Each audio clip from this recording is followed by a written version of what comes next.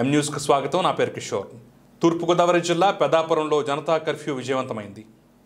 ప్రపంచాన్ని గడగడలాడిస్తున్న COVID-19 corona వైరస్ను నిర్మూలించేందుకు భారత ప్రధానమంత్రి నరేంద్ర మోదీ ఆదేశించిన జనతా కర్ఫ్యూను ప్రజలందరూ ఏకీభవించారు. ఎవరికి వారు తమ కుటుంబాలతో ఇంట్లోనే ఉన్నారు.